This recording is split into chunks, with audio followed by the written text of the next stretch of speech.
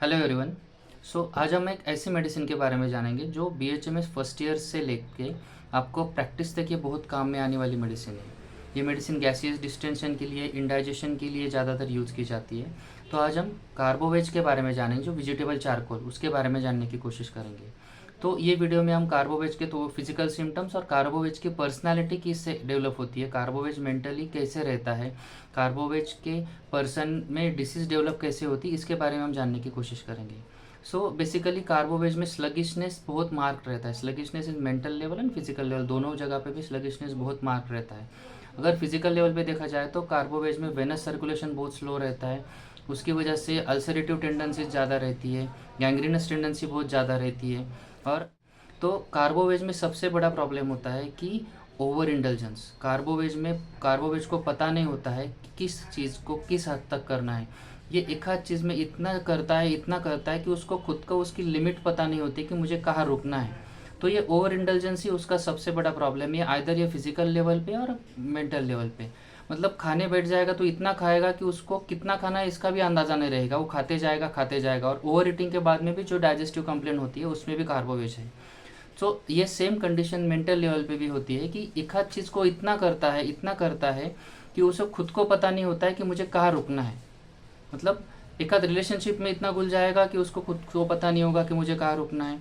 एक आध खाने में इतना चला जाएगा कि उसको पता नहीं होता है मुझे कितना खाना है। या एक आध एडिक्शन में इतना चला जाएगा कि उसकी लाइफ बर्बाद करके रख देगा। तब तक उसको समझ में नहीं आता है कि मुझे ये जो कर रहा था मैं गलत कर रहा था।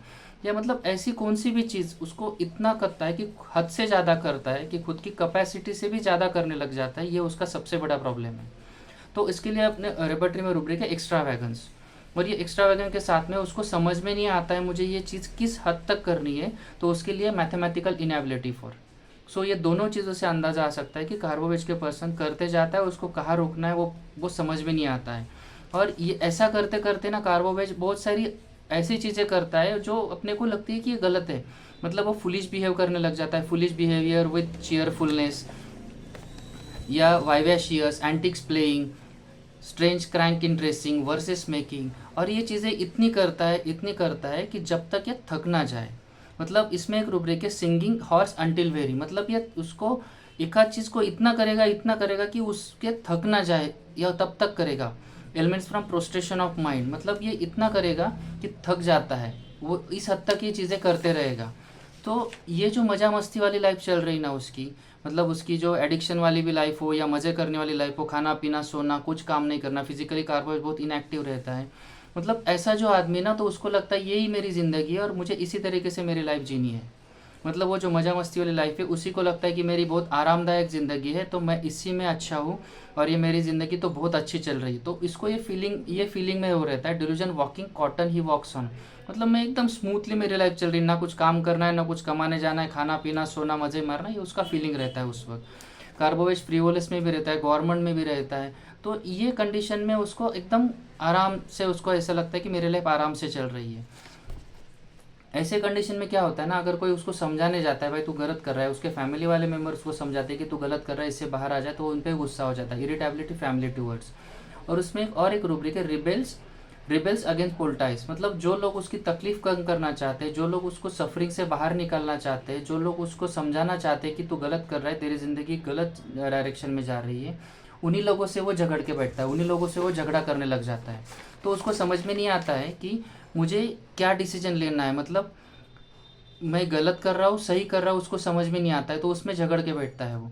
और इस कार्बोवेज इरेजोल्यूशन टू मैरी में भी है। मतलब अगर मैं मैरिज करूँगा तो मुझे फैमिली रिस्पॉन्सिबिलिटी आ जाएंगी और मेरी लाइफ अलग ढंग से चलने लग जाएंगे, और मेरा ये जो मज़ा मस्ती वाला लाइफ चल रहा है वो सब बंद हो जाएगा। तो उसमें भी वो कन्फ्यूजन में रहता है शादी करूँ या नहीं करूँ। तो कार्बोवेज के पेशेंट को एक्चुअल कंप्लेंट कब स्टार्ट होती है ना, तो इसकी ये जो सब मज़ा मस्ती वाली लाइफ चालू है, और उसको जिस दिन रियलिटी हिट होती है ना, तो उस वक्त समझ में आता है कि ये मैं जो कर रहा हूँ ये गलत कर रहा हूँ। मतलब दारू पी पी के जब तक लीवर ख़राब ना हो जाए, सिरोसिस ना हो जाए, तब तक उसके रियलिटी समझ में नहीं आती कि जो मैं कर रहा था ये गलत है। या एक आध रिलेशनशिप में एक आध चीज़ में इतना घुल मिल जाता है कि जब तक उसको समझ में नहीं आता है कि मैं गलत कर रहा था, तब तक ये करते रहता है। कार्ब तो कार्बोवेज का सबसे बड़ा प्रॉब्लम क्या होता है ना, उसको रियलिटी जब हिट होती है उसके बाद में उसको कंप्लेंट स्टार्ट होती है। तो delusion awaken he is someone where trying to awake him, उसे अभी समझता है कि मुझे कोई बोल रहा है कि ये सिचुएशन से तू बाहर आ जा। Delusion awaken he is someone where trying to awaking dream from, मतलब ये मेरी सपनों वाली ज़िंदगी जो चल रही है ना, उससे तो बाहर आ जा। अभी अभी तुझे ज़िंदगी देख तेरी कहाँ जा रही है ये देखने के लिए कोई बोल रहा है, उसे ऐसा लगता है। और ऐसा सुनते ही उसको अंदर से हिल जाता है कि जब उसको रियलिटी समझ में आती है ना, तो वो अंदर से हिल जाता है। Delusion trembling, he was trembling without trembling, but मतलब ये सिचुएशन की वजह से ये अंदर से हिल जाता है। ये वो अभी उसको डर लगने लग जाता है, डिलीरियम फ्राइटफुल में ये जाता है। डिल्यूजन विजन्स हैज़ हॉरिबल, मतलब उसे अभी वो जो आगे की फ्यूचर, उसका जो खराब फ्यूचर है, उसका जो डार्क फ्यूचर है, उसके बारे में उसको अभी डर लगने लग जाता है। डिल्यूजन फेंट, he would waking any longer if he had postponed, मतलब अभी अगर आज नहीं सुधरा मैं, तो मैं मेरी लाइफ आगे ख़राब हो जाएगी। उसको अभी समझ में आता है कि जो मैं पूरा जो अब तक मैं जो कर रहा हूँ, या आज मैंने अगर करना बंद नहीं किया, तब आगे मेरी जाके ज़िंदगी ख़राब होने वाली है। Delusion footsteps are hearing, मतलब अभी उसको आहट आने लगी बीमारी की, या उसके डाउनफॉल की उसको आहट लगने लग रही कि ये जो चल रहा है ना, ये मैं गलत कर रहा था, अभी इसकी वजह से मेरी लाइफ अभी बर्बाद होने वाली, उसको समझ में आ रहा है। Delusion walls falling walls inward, अभी मेरी ज़िंदगी अभी डाउनफॉल में जा रही, मेरी ज़िंदगी बर्बाद होने जा रही, इस चीज़ का मुझे एहसास होने लग जाता है। डिल्यूजन ऑप्रेस्ड ही वेयर, मतलब ये सिचुएशन के चले इतना दब जाता है ना, तो बहुत सारी चीज़ें ये ना चाहते हुए भी उसे करनी पड़ जाती है। ये ऑप्रेस्ड फीलिंग में हेल्पलेस रहता है, उसको अनफेयर और अनरीजनेबल फीलिंग होता है कि मैं इसे क्या करूँ, मेरे हाथ में कुछ नहीं है, सिचुएशन चल रही है अभी अभी मेरे हाथ से सब चला गया है, और मुझे जो सिचुएशन है उसके दबाव में आके मुझे कुछ चीज़ें करने पड़ रही है, तो ये ऑप्रेस्ड फीलिंग में जाता है। जब इसको कार्बोवेज के पेशेंट को अगर एक हाथ बीमारी लग जाती है, तो ये बीमारी को जानने के लिए ये बहुत बेचैन हो जाता है। मतलब ये डॉक्टर को दिखाएगा, वो डॉक्टर को दिखाएगा, इधर दिखाएगा, ये इन्वेस्टिगेशन करेगा, वो इन्वेस्टिगेशन करेगा, मतलब उसके कैपेसिटी के बाहर जाके भी ये खर्चा करेगा, कैपेसिटी के बाहर जाके इन्वेस्टिगेशन करेगा। बहुत ज़्यादा उसमें इतना मुझे क्या हुआ ये जानने में इतना चला जाएगा ना, कि वो बहुत बेचैन हो जाता है वो सिचुएशन में। तो कार्बोवेज में रूब्रिक है क्लिंगिंग रेस्टलेसनेस विद। क्लिंगिंग में हम एक आध चीज़ को पकड़ के रखते हैं और उस पर भरोसा रखते हैं, लेकिन ये क्लिंगिंग के साथ साथ बहुत बेचैन होता है कि मैं ये डॉक्टर से ट्रीटमेंट लूँ या इससे ना लूँ या इससे जो, मतलब अभी ये इससे पैरों तले ज़मीन सरक गई है, और ये बहुत बेचैन हो गया है कि मुझे क्या हो गया, इस बीमारी से मुझे बाहर आने के लिए मुझे क्या करना चाहिए, ये कंडीशन में अभी ये चला जाता है।